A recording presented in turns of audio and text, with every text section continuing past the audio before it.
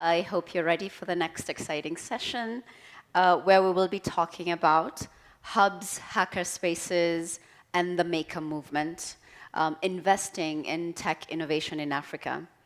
If you are live tweeting, please use the hashtag hash APF15, and we will begin in just a moment. My name is Juliana Rotich. I'm the co-founder of Ushahidi and Brick. I'd like to acknowledge someone who's was supposed to be on the stage with us, Leila Jana, who's the CEO of Sama Group. Unfortunately, she'll be joining us remotely later, and she'll be here. You can say hello to her. Leila is CEO of Sama Group, a very successful and award-winning social entrepreneur. And she started Sama Group, and she also has a company called Laxmi. For the women in the room, it's beautiful organic skincare that I'm looking forward to actually trying out. Unfortunately, she's not able to moderate the session, so I'll do that. And with that, I'd like to introduce our distinguished guests today. Dr. Kamal Gashigi is Executive Director of Gearbox in Kenya, Kenya's first open makerspace that provides a unique platform for design and rapid prototyping. And we will talk a little bit more about that. Bright Simmons is world-celebrated tech entrepreneur from Ghana. I happen to sit on several boards with him. And he's also a member of the World Economic Forum Global Agenda Council on Data Development and Young Global Leaders, and also the Tech Pioneers communities. Alain Ntef is the co-founder and director of Gifted Mom, based in Cameroon. Gifted Mom is an automated SMS and voice system that has become Africa's first social business using innovative and low-cost technology. He recently received the 2015 Queen's Young Leaders Award from Her Majesty Queen Elizabeth II. I'm sure that must have been exciting. So congratulations, and we're really happy to have everyone here. So just to frame the discussion, we've heard about the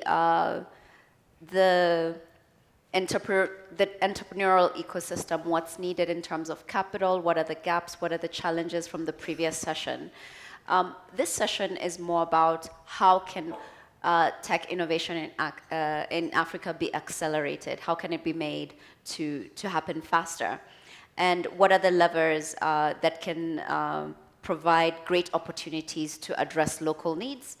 And also, what sort of interventions are needed that can be adapted and tailored for local users? And it's also a great way to enable tech-savvy individuals to come up with quick solutions. So to start off the session, we heard previously that talent is universal, but opportunity is not. We've seen some great ideas come out of co-working spaces like the iHub in Nairobi, the Hub in Accra, the Maker Movement, and other creative avenues. If I may begin our discussion with Dr. Gashigi, if you could describe to us a little bit about Gearbox. For somebody who has never heard of Gearbox before, why does it exist, and what are its aims, particularly in Kenya? Thanks very much, Juliana. It's a pleasure to be here to share my work. Basically, I've been teaching at the University of Nairobi for about 15 years in engineering, and one of the big frustrations is that what the students learn, very rarely do they get to actually put into practice as entrepreneurs within engineering. Making a product. So really hardware-oriented businesses we find really difficult to take off in Kenya, and I think it's true in most parts of the continent. I was fortunate enough to get some funding about 5 years ago at the University of Nairobi to set up a fabrication lab, which deals with digital fabrication. And since 2009 until quite recently, I've seen a lot of very interesting prototypes being made by students in conjunction with their supervisors, by people who aren't students at all, because the Fab Labs coming out of MIT have a very interesting approach whereby anybody should be allowed into our Fab Lab. And so basically the word maker really speaks to the fact that you don't have to be an engineer with formal engineering education and background to be able to use tools to make useful things. So the frustration is that so many of these products wouldn't go beyond being a prototype.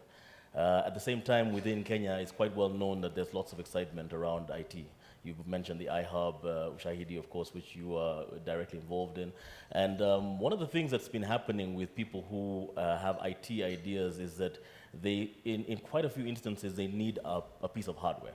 For example, mobile money is really big in Kenya, and you find that you might want a point-of-sale machine, and people are asking questions like, well, I can buy this out there in the marketplace, like from China, maybe India, but I wonder whether anybody locally could make this device for me. Would it be cheaper? All these interesting kinds of questions. And so people around the iHub were thinking deeply about this and were able to sort of get the seed funding to take off and asked me to join from the university. So the idea that we've come up with here is that we'll get a space where we put lots of machines that can machine sophisticated machines and also simple machines. So let me make I can make a dichotomy between the digital machines and analog machines.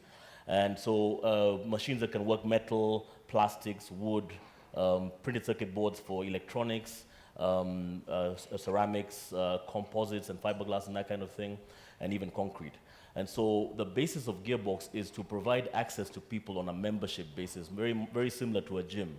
You get your membership, you come in, you're trained on how to use the machines, safety and how to operate it, and then we expect that you'll be doing something that could have social impact, economic impact, of course, and we partner then with people who provide the incubation services. We recognize that our strength really is engineering and design and using the machines and tools, but we partner with people, organizations that have a proven track record in incubation, especially in environments, economies such as ours. So Village Capital, for example, Vilgrow, Strategic Business Advisors, and a variety of others.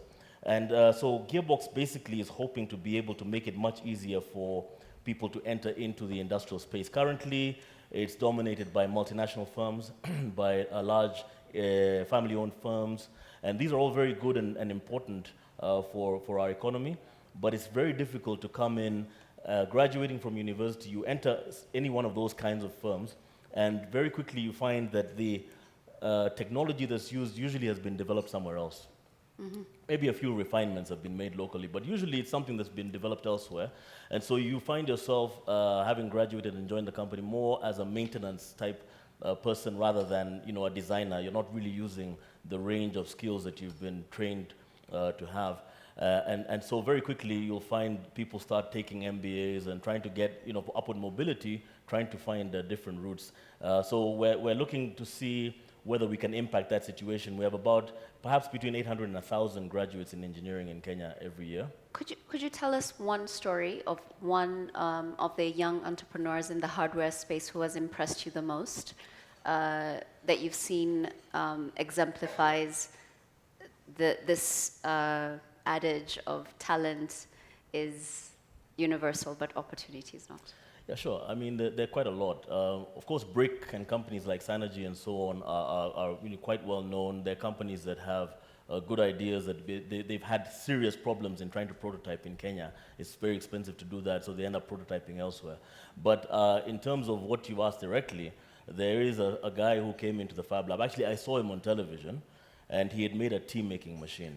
And this was a hack, a total hack. He had gotten a chips-making machine and converted that, put water in that, put tea leaves into a little plastic container, 35 millimeter film container, and the milk. And then when he's on his way home, he sends a text, and there's a phone connected to this machine. It starts to brew tea. And it was amazing. I was watching it on television. I couldn't believe it. And the sieve would move into place and sieve the tea, and then it would cover it in a thermos and send him back a text to say the tea is ready. And this guy, I sent students to the studio and said, find him and bring him here. He didn't have a degree or anything like that, but it was self-taught. Mm-hmm. And one of the most gratifying things was when he came in, we taught him, he had all these very intelligent analog ways of making things happen, which little chips can do very easily. And we taught him how to program the chips. He learned really fast. He's teaching students now. and he's got business. He's got significant business. The government has, as you know, this policy whereby all public service vehicles have to be fitted with a speed governor. So they don't exceed a certain speed. And he's making them, designing them, and sending off to China for the actual hardware to be made. And then he populates the printed circuit boards in Kenya, providing jobs. And he's done really well. He was able, I went to his wedding, he was able to pay the bride price. You know, so I mean, it's transformative. It's transformative. So it's really gratifying seeing things like that. And there are many where that has come from. That's fantastic. Yeah. And I think, so we'll move to Alain in just a moment. So the question that we would like to, let's close the loop on that, because clearly there are a lot of young entrepreneurs who are not only innovative in the software space, but now in this new frontier of hardware innovation. The question is, what are the gaps that philanthropy can help fill? You've shown us a little bit about how philanthropic funds from Lemelson Foundation and Autodesk Foundation have helped to set up Gearbox so that it creates a conducive environment. Are there any other gaps that you see? Are there any opportunities, particularly in expanding this environment or discoverability of these young entrepreneurs? Because clearly they're there, but if they're not featured on TV, how do we find them and how do we create a pipeline? Excellent question. I mean, because really it's a lot more complex than really just putting tools into a room. People have to know how to use the tools. They have to be innovative. They need to understand design. Even when you've been to university for engineering, you may create a design that you haven't quite thought about what tools, what machines are going to make this, so that you're designing for manufacturing. You probably haven't done your user experience or user-centered design research and so on. So all these things are really important. And the vision that we've got is to beef up what happens at the universities from the point of view of getting more experiential exposure to the students while they're at the university. You've heard it said many times from this stage today and yesterday that students will tend to graduate with a lot of theoretical knowledge, but not necessarily be very confident on their practical skills. The Fab Lab is one of the most ideal environments in which students can learn to be really practical. And so we would like to see a network of Fab Labs around the world. One of the geniuses of Neil Gershenfeld, the professor at MIT who started the Fab Lab network, is to put a Fab Academy to overlay it on top of that. So this year there were about 500 Fab Labs worldwide. Next year there'll be 1,000, and it's growing exponentially like that. And across the network, you're getting this opportunity for people to earn certificates, diplomas, degrees, and very soon even PhDs and masters. There's an introduction of biology, so because of some developments in the availability of DNA material, I think it's next year that people in a country like Kenya will be able to come and learn how to actually manipulate DNA. Like I think in the seventh week, you have to design a body organ, and in the 8th week, make part of the body organ. So it's phenomenal, it's kind of scary as well. But to be able to create this network, philanthropists really could come in to set up the physical, what you need for a physical network. It costs money, but the good news is that this kind of network can be self-sustaining because of the kinds of tools that are readily at hand, and especially when you've got them in remote areas. Typically what happens is people who are inclined towards making things with their hands will come in, get some instruction, and start solving problems that are in that community that they come from that can earn them a living. So it's, I think it's a very powerful and exciting model. Thank you so much. Alain, am I pronouncing that correctly? All right. So tell us a bit more about Cameroon. What sort of ecosystem do you operate in? Are there hubs and makerspaces? What sort of resources are there for you and other young entrepreneurs? For those of us who've never been there, would love to know more. So the interesting thing about Cameroon, which is also called Africa in miniature, which means that everything you find across Africa, you can find in Cameroon, from coastals, to grass fields, to deserts, and everything is found in Cameroon. So the interesting thing about being an entrepreneur in Cameroon is that it's bilingual. So if you can do business in Cameroon, in the English part of Cameroon, you can do business in Anglophone Africa. If you can do business in the French part of Cameroon, you can do business in French Africa. So that's the most exciting thing about Cameroon, and that is what we as young entrepreneurs are leveraging on to actually scale our projects, not just in Cameroon, but across the continent. So actually, and that's what we do with Gifted Mom. So at Gifted Mom, we are actually like a mobile health provider across West Africa. What we do is we use mobile technology to actually make health information accessible to pregnant women and mothers, even at the last mile. So I like to tell this story because people always ask me, what are you doing in the pregnant woman's business? Because my background is engineering, and they're like, why don't you go get a job at MTN or Safaricom or whatever? And it all happened in 2012 when at that time I was working for Google in Cameroon, and I just acquired so many skills, and I was looking for how I can use my engineering skills to actually solve a problem. My motto at that time was, see a problem as an opportunity. So I was visiting my childhood friend. He's a medical doctor. I've known him for over 12 years. And he was doing his integrated medicine in a rural part of Cameroon. And when I visited him that week, we were actually going to go to a resort and have some fun. But when I reached there, the guy was like, in your form, in French, like there's no form. And what happened was, for the 2 weeks that he had been there, he had lost about 17 premature babies from causes that are actually preventable. So I was like, guy, you know, we are in 2012, that was in 2012. People are going to space. There's a lot of technology out there. What is happening? Why is this an ancient problem? Why is this still a problem? And he made me to understand that the government, the international communities, philanthropies, and all these things, they have been making medical resources available, but they are not channels to actually pass this information to the people that need it. So at that time, we noticed that after doing research, we noticed that the rate of mobile phone penetration had actually increased. In 2004 in Cameroon, mobile penetration was 9%. But in 2012, mobile penetration was 71%. Now it's 84%, you see. So we actually saw mobile as a channel to actually distribute information.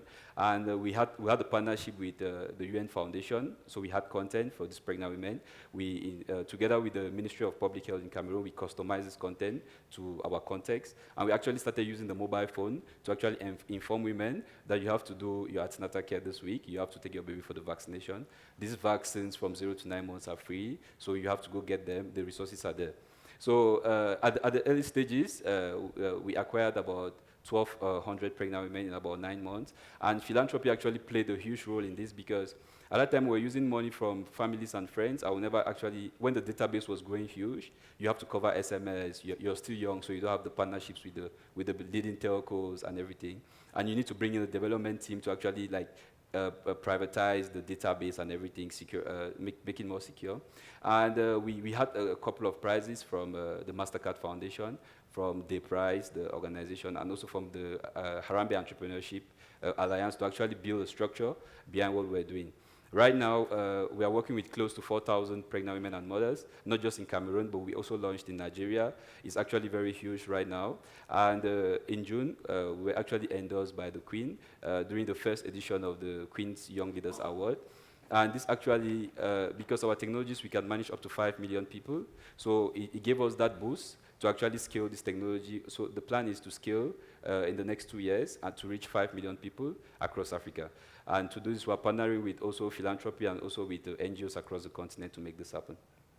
Thank you very much. You mentioned philanthropic capital being very key in your scaling ambitions and work. Just to go a little bit deeper, was it the sort of philanthropic capital that was operating income where you had the discretion to use the capital the best way you saw fit, or was it programmatic where it was specifically for a certain thing? Yeah, so the interesting thing about philanthropic capital at the beginning is that it's as if they're giving you money to go test this idea. And that is what is happening now in Africa, which is a good thing, because at that time we never had we're still starting. It's just at the end of 2014 that we actually did an impact study with over 22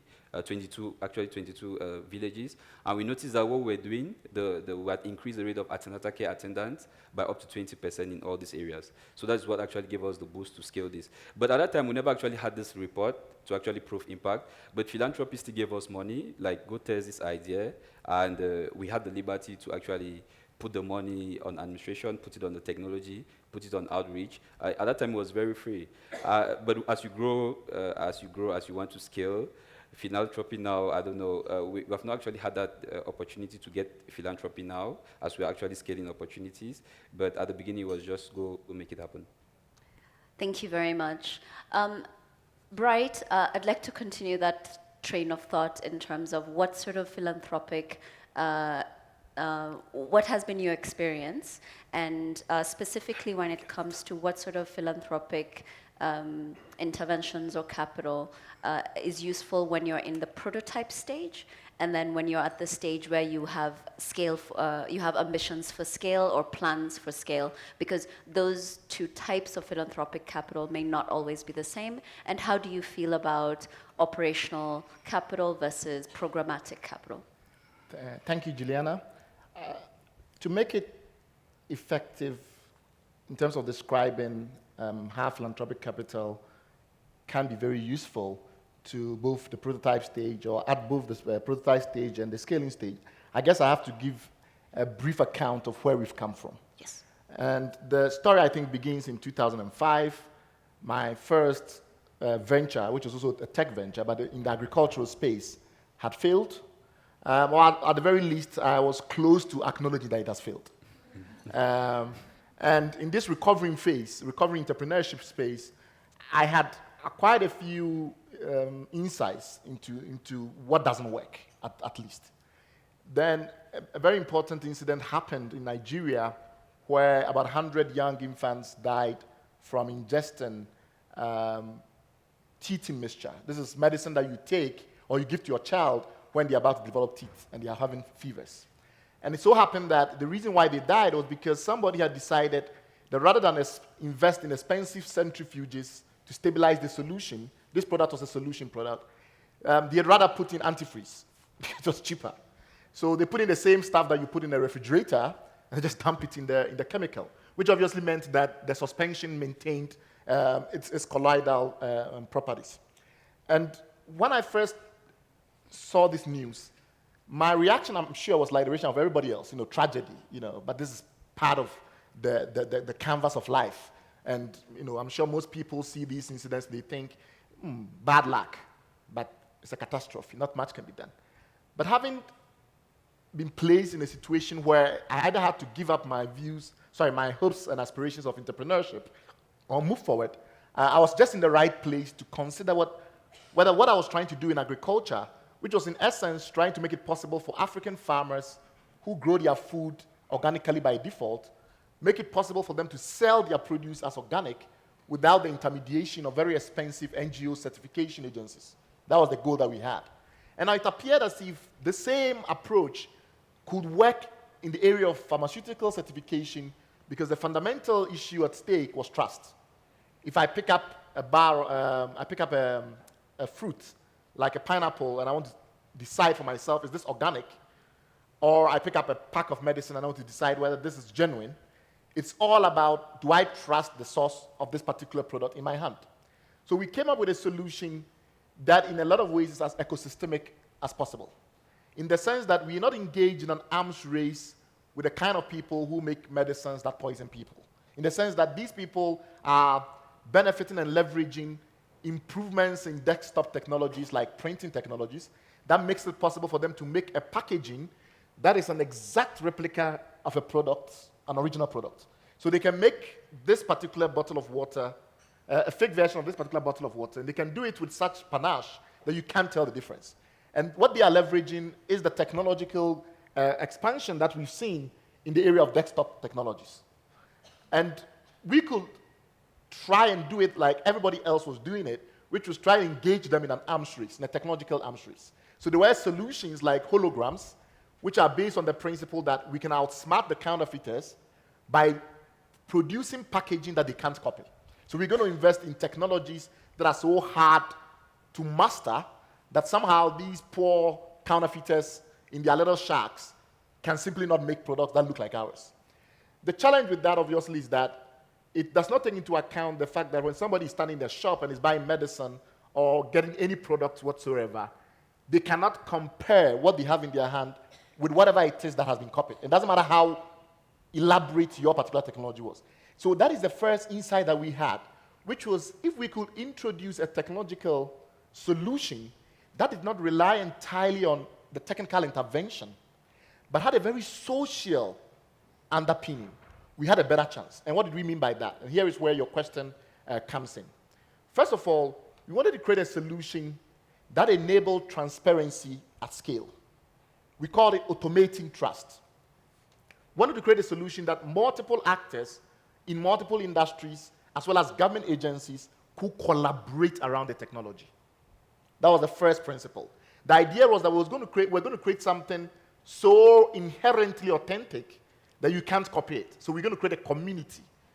And that community is what certifies the product as genuine. So that was the first insight. We had now to put together stakeholders, as we call them, from different dimensions of that ecosystem. One of the first group of stakeholders that we approached were giant global technology companies such as Xerox and HP.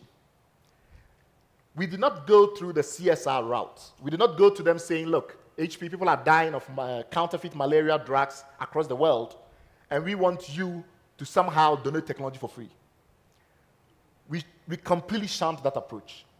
We went instead to the R&D wing of the organization, to the Chief Technology Office of HP. And same thing with Xerox as well. And what we convinced them was that we could create a system that, because it was an iterated system and closer to the problem, will grow much faster than anything they can do in their labs alone. That was the pitch we made to them. Eventually, we did have a partnership with HP. The Xerox one did not culminate in a formal partnership, though we did a lot of work together. But we did have a formal partnership with HP, signed a commercial contract and everything else for several years, during which we did vindicate that position. That anything that they were doing in their labs was completely over-engineered and could not have solved the problem in the way that our partnership allowed the problem to be solved. Now, the total resources that that partnership unleashed was in excess of $10 million. Now, that was not a donation. That was not a grant. That was completely couched in pure commercial terms. That notwithstanding, it made possible for a very small group of people in Ghana, because I'd relocated then back to Ghana, a very small group of people to build a comprehensive solution to one of the most intractable problems. So, in my view, philanthropic capital, once you think of it creatively, can involve everything from lending legitimacy to an abstract initiative all the way to an actual grant or even a loan. So I'm very, very open-minded about what form it can take. Mm-hmm. More importantly than that, it also became quite clear that if we're going to convince industry, particularly the pharmaceutical industry, one of the most conservative in the world, to allow their packaging, which has been, they've been doing for decades, if they're going to agree as complete abstracts, we're going to convince them that we are the guys who hold the solution to this phenomenal problem, so change the way you do your packaging. It was going to require a lot of other stakeholders working with us in alignment. So the government had to come in. Now, the government of Nigeria was definitely very committed to solving the problem. The previous person in charge of their equivalent of the FDA had survived 3 assassination attempts. 3 assassination attempts. One time, the bullet knocked off her hair scarf. So is that crazy? But they did not have at their disposal the right elements to introduce a technical solution that could also be compliant to regulation. Now, the fascinating thing about what we had to produce eventually was that not only did it not involve the government having to spend on this infrastructure, ultimately, it led to cuts in costs because the government could rely on the solution rather than hire inspectors to go around every pharmacy running random inspections. Now, the government's support for this initiative was to create a framework which made industry fully assured that by adopting this solution, they were not going to, over time, have difficulties with the regulator who might have other ideas. So different stakeholders had to come together, contribute in different ways to enable our solution to become very effective. Last time there was a surveillance in Nigeria regarding counterfeit medicines. It was discovered that as much as a drop, as significant as 40% has been witnessed compared to the last surveillance data as far as counterfeit circulation is concerned. That is quite dramatic in my view. It is. I'll invite the audience. Give me just 1 second. So thank you very much for that. How many of you know what Pedigree does in terms of counterfeit drugs? He mentioned it shortly, but just a raise of hands. Do you know exactly how that works? I think maybe just Explain a little. just explain a little bit about specifically when somebody buys drugs and how do they figure out whether this is legit or counterfeit? So we currently extended beyond drugs. We are now in about 13 different industries, including automotive. But the general principle is that you can pick up this product, and typically the way people will try to convince you that it was genuine is that it will have some information regarding where the product was made. It will have a number that said it's been registered by the government, etc. And you have to take their word for it. What we had helped create, and this was in response to other solutions that were not working, like holograms. Because it got to a point the counterfeiters will put holograms on fake products when the original did not have holograms. So the original product or the proper product will be rejected in the market. What we did was create a mechanism that enabled a unique ID placed on each product. Think of it like a password on each product, and typically covered with a scratch. Now, when you buy the product, you're able to take off the scratch layer and send the SMS, the unique ID on the product in an SMS to a toll-free number that acts like a 911 type number. So it's like a highly trusted number. And then it runs a database query, and then it sends the information back to you. But at the same time, what is happening is that in the back end, all that information is being collated, and the latest risk-related information is being used to compute the response. So this will mean, for instance, that if there has been a seizure of fake products somewhere in another market, and the batch numbers are linked together, you will get a response telling you that, yes, this may be original, but it's still compromised. And now the next stage of the technology is figuring out predictive analytics. So predicting where the incident will occur, and predicting to the manufacturer where in the supply chain they are likely to encounter faking of their products. I don't know if that's comprehensive enough. Great. So what was the biggest lesson, particularly when you're dealing with different stakeholders, when you're bringing them together around one big social problem, particularly in both Ghana and Nigeria? What did you learn that you could share with other people here about how to bring people together on a specific issue that has a local contextualized solution that actually had to be created together? What was your biggest lesson or insight from something which I would imagine was not easy? But good point. On the previous panel, the point was made by a very good friend, or somebody quoted our very good friend, Oriol Kolo, talking about how difficult it is to entrepreneur your way around bad leadership and problems. Now, the way I see it, I think often we tend to limit entrepreneurship to commercial entrepreneurship. And in commercial entrepreneurship, it is true that if your roads are bad, your roads are bad. You know, it's not that easy to come up with some solution that ignore the fact that the roads are bad. But there are other forms of entrepreneurship, particularly social entrepreneurship, where inevitably you need some people who are also interested often in spending a good part of their time in re-engineering the system. So in that kind of scenario, you needed to have people within the government sector itself who were intrapreneurs, intrapreneurs. Now that is often ignored. The fact that within governments, within big corporations, there are people that think entrepreneurially. The most important point to acknowledge is that entrepreneurship is a mindset, not a profession. And therefore, you will have people who are government ministers, you will have people like the former permanent secretary of the Ministry of Communications in Kenya, who was extremely instrumental in making sure that M-Pesa happened by staying in the hand of government regulation at the central bank level. But most people don't recognize that. It wasn't only the entrepreneurs who did that. Now, the role of these kind of entrepreneurs operating within incumbents and complex structures is that if people like us who are social entrepreneurs team up with them, big things happen. Take the telecoms. Mr. Collymore was here this morning, and Mr. Collymore was talking about some of the important initiatives that Safaricom has taken. Without Safaricom's interest in helping us to talk to the Kenyan regulator in telecommunications, M-Pedigree could not launch in Kenya. Safaricom had to take it upon itself to go forward with us and tell the regulator that this is so important that your numbering plan should not stand in the way. This was the case where we were in violation of the numbering plan because that was the only way we could roll out a toll-free number in that space. There was personal intervention at the very highest levels of Safaricom to do that. Clearly, they were not doing that because they thought we were going to make millions of dollars or billions of dollars. No. So having entrepreneurs at that level. Now, let me give you another experience. I remember going to a West African, very big West African telco.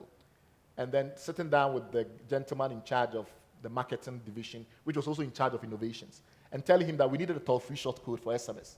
The man burst out laughing. He's like, I make so much millions of dollars. Why will I make it toll-free and get you to pay an amount that is less than the price?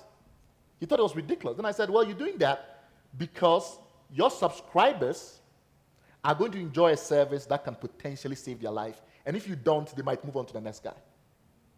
So I had to make a very commercial pitch to this guy. So sometimes it's different. There are people that will be moved by the social dynamics or the social goals, and there are people that will insist that you show them how the incentives that are produced by your system align with their own goals. So it depends on who you're talking to. But there are always people within organizations that will be moved either by an incentive or by a promise of transforming the market within which they operate. Thank you very much. Juliana, can I just add sure, something to that? please do. Okay, so for us in the Francophone side of Africa, it's a little bit, we're not very exposed to innovation, although it's coming right now, entrepreneurship, social entrepreneurship, and all of this.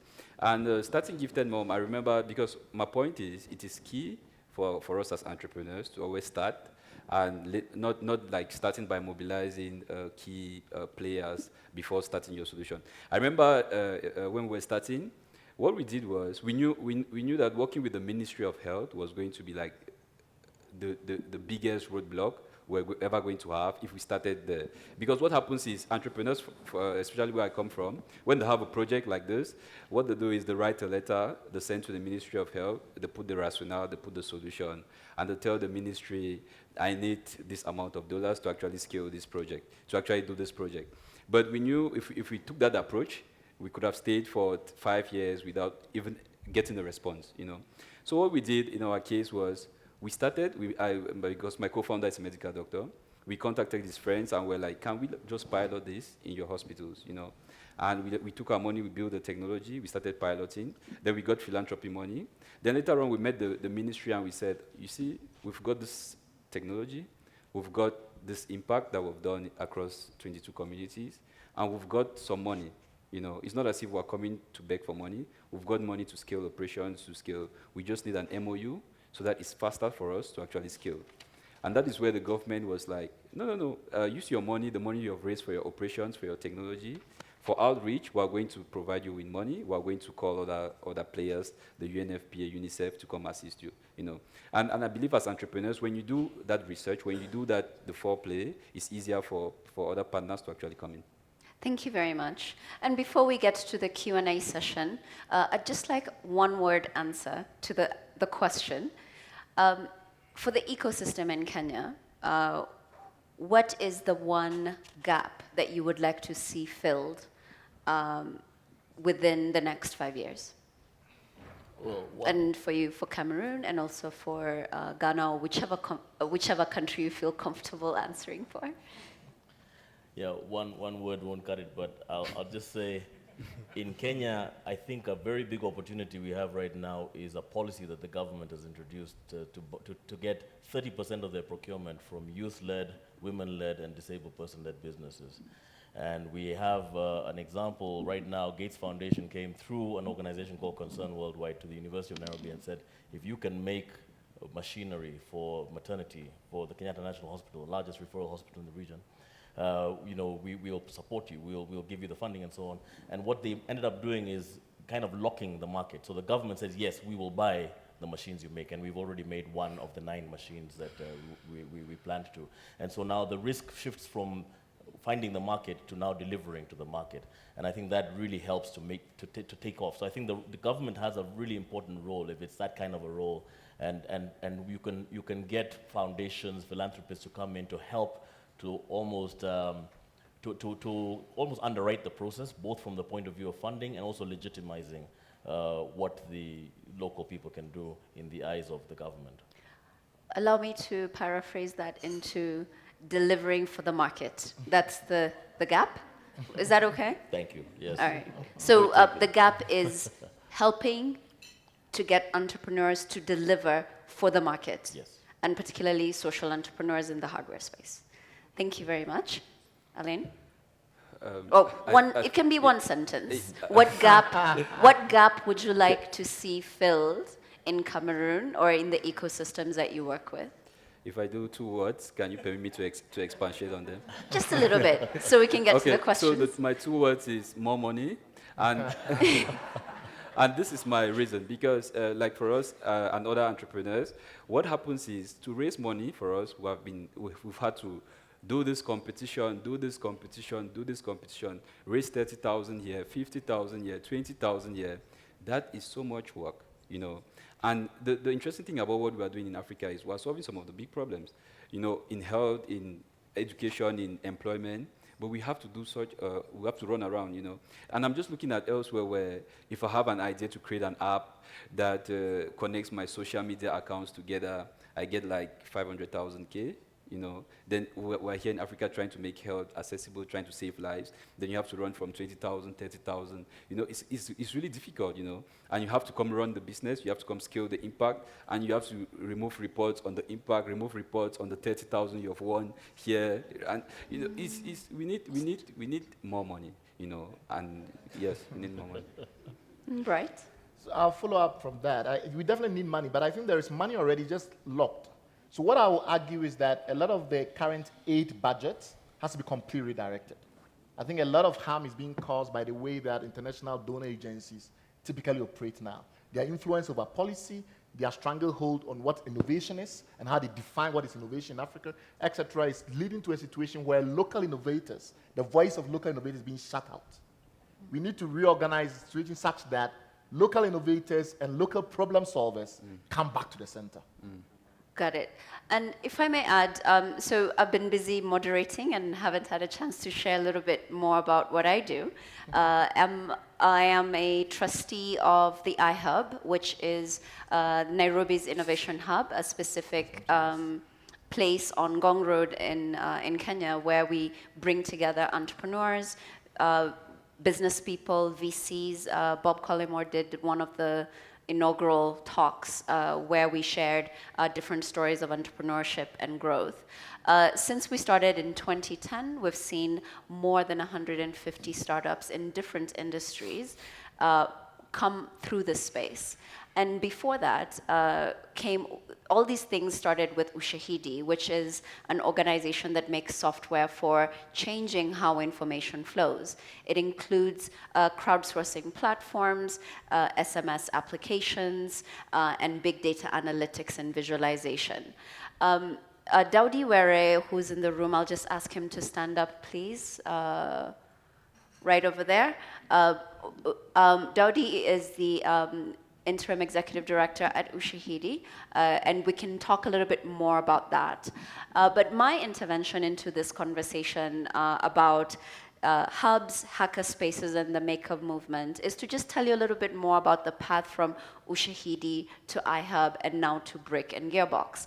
So Ushahidi started out as a collaborative online platform. So it's an online platform that had an offline community, a global community actually, that has scaled. And one of the biggest lessons that we learned as a leadership team over the last 7 years of Ushahidi is that were it not for the operational capital that we got from Omidyar Network, MacArthur, and a few other philanthropic organizations, we would not have been able to set up the iHub in 2010. And without the iHub, so the iHub was the very first innovation hub that kickstarted that idea, and now we have over about 90 such hubs around Africa. So that operational capital that we got at the very early stage allowed us to not only scale the Ushahidi platform, but it also allowed us to look at other problems in Kenya. At the time, the Ushahidi team did not have an office, and we needed to collaborate with other techies who were part of the telecom industry, other techies who were part of the, at that time, emerging financial tech industry, and we did not have space. That's why we created the iHub. So it's a space to collaborate, a space for serendipity, and a space of inspiration. So without that operational capital, we never would have had the the space to do that. And so I just wanted to share a little bit about that. And so far, it's been a long journey. And obviously, we always think about business models, both for Ushahidi and also for the iHub. So the iHub has different initiatives.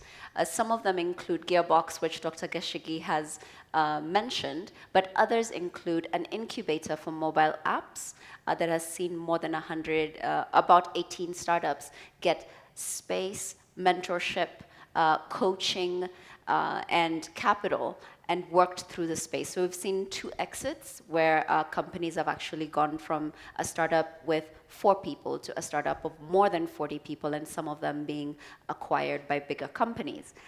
And what we've seen over the last 5 years is that ecosystemic thinking is very, very important, because we not only solved for Ushahidi's need for a space to collaborate, but we also solved for the community's needs. And in so doing, we were able to create a conducive environment for other startups to come through and to keep going. However, in 2015, I can tell you that the sustainability of all these enterprises is a continuing concern, not because we didn't figure out a business model, but just because if you want longevity, we absolutely have to think about how can philanthropic capital help ecosystems in various parts of Africa to actually tackle the bigger problems, either in health, in environment, all these intractable problems that we're talking about. All of these things can be accelerated and dealt with through interventions of technology. But that does not happen in a vacuum. It needs space, and it needs interactions that bring partnerships at a very high level. When you have Safaricom going to bat for you and enabling you to do your job as an entrepreneur, how do we not make it something that just happened to Bright, that it happens to the next entrepreneur? Now, that's the big challenge. We don't have all the answers, but one of the key things that we can do is how do we support these emerging ecosystems from a very fundamental level, but then to help them to continue doing their work in the best way possible, and equipping them with the tools and the connections that they need to truly scale the bright ideas, so that we can, next time when we are at APF 2020, we will have new Ushahidis, new pedigrees, new gifted moms, new gearboxes, new M-Pesas, and new other organizations that are doing things that we haven't even thought of yet, but yet are solving the problems that we all have in common.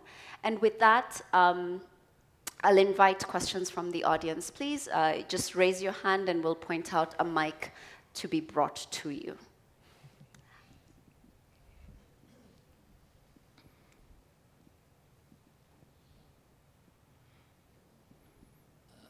My name is Manu Chandaria.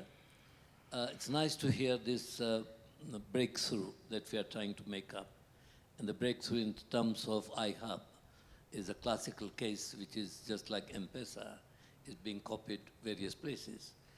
But it requires only 1 man, 2 men, 5 men, 15 men. What he's trying to do is to break through an industrial revolution in terms of possibility. And in the morning I mentioned, say for example, I'm making on my assembly line, one of my company makes 10,000 kettles. And 10,000 kettles require 10,000 handles. It requires 10,000 knobs, which are all done from outside. I must have the clear understanding those 10,000 is going to come. If it doesn't come, all my line gets stopped. So the question about is the ultimate, the space that is required, the finance that is required, the expertise that is required, and now the supervision that is required, so that these industries would not stop in 1 day or 2 days. And this is the most important part where we would like to see that Kenya takes that basic responsibility. And in Kenya, so there is a supervisory possibility where they will make sure that those items are going through. Now, number of items that we make it outside, but every time we're at worry that today my line will stop. And my line is these 2 items might make 5% or 7% or 10% of addition, but 90% will stop. So in every industrial revolution or changeover, when it takes place, that there is no space, there is no finances, what you mentioned earlier, that people cannot pledge and say, this is my machines, these are my equipment, this is my space, and this is how I'd like to make it. And a little record of the back that you have been able to supply. I think that that's the only way we can break through, not otherwise. Thank you, sir. Could I speak very briefly Of to course, that? Yeah, I think that's a Very really briefly. important point and Thank something that we anticipate is going to be a real challenge in Gearbox. We are trying to partner with as many different organizations internationally. Like, for example, JICA said to us, they have quite a number of people retiring from big companies, and they're experts in specific parts of a manufacturing process, and they could easily come and spend 6 months in Gearbox training and that kind of thing, so that we benchmark with the best. I also, as I say that, I know that there are companies within Kenya that do contract manufacturing, and for sure Chandaria Industries and so on, that really operate at the highest levels possible, so that we're also very interested in having very strong relationships locally as well, so that we can glean as much as we can from the local manufacturing industry, which already exists.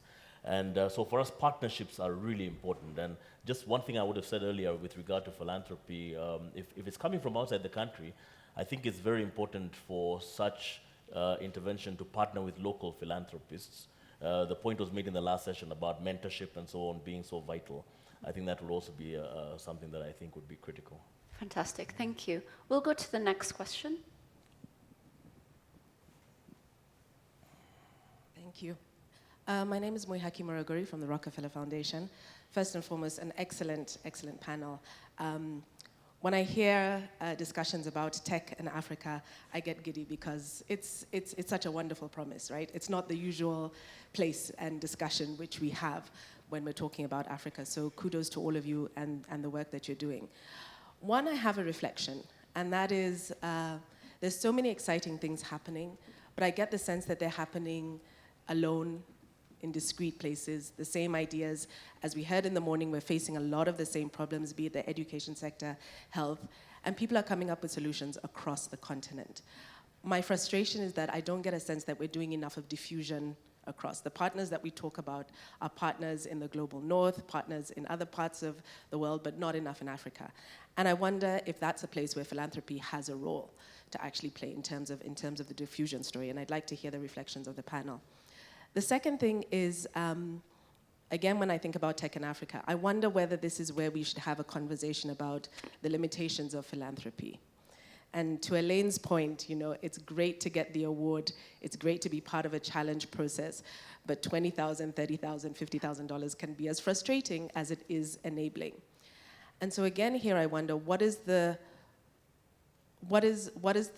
greatest role that philanthropy can have? Is it to try and crowd in resources or new players that would have, a Silicon Valley type effect, where private equity is falling over each other to try and fund the next brightest and newest thing? Are we the right ones to be trying to think about, unlocking scale? I think that we do have a role of, working downstream, but once these ideas come to fruition and need to go into the marketplace, are we the best partners? If I may just react to that, thank you so much for those excellent questions.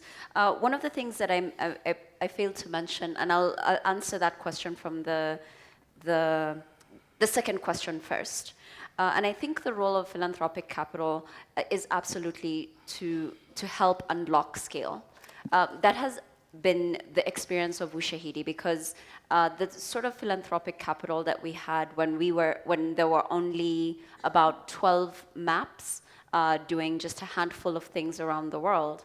And then the amount of capital that helped us to create the cloud-based system that we have just relaunched, that then allowed for the maps to jump from 10 to 10,000 to 20,000, now to 90,000 and more.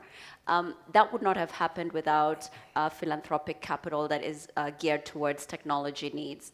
And then, so the other thing that philanthropic capital can do is to help cover some gaps, particularly around, specifically in Kenya, early stage, prototype stage, or some of those, some may consider a little bit riskier parts of the pipeline. That's where philanthropic capital can be really, really useful, because right now there's a GSMA and iHub research report that pointed out for entrepreneurs, only 7% of VC funds go to early stage prototype level companies. So if only 7% of VC money is going to this sort of early prototype, what sort of pipeline are we expecting in 5 years? There's not going to be much of a pipeline if we're not investing in the early stage prototype. Because Ushahidi was a prototype, and Pedigree, all of these things were prototypes before they ever became actual scaled companies. So I think that's what I think. I think the greatest role that philanthropy can help is to, one, invest in early stage prototype stage, and then also to help unlock scale. And Juliana, I think there is an elephant in the room that we are all being very busily ignoring, which is that much of Africa is fragmented. You've got 54 countries, some Lusophone, some Anglophone, some Francophone, different legal systems, different rules, etc., etc. And invariably, if the market is not there, you are dead.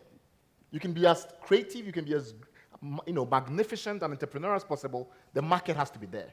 And there are some African markets that are just too small on their own to sustain the kind of Silicon Valley type 100 million user ecosystems that we need in some aspects of technology to really drive forward. African integration is critical.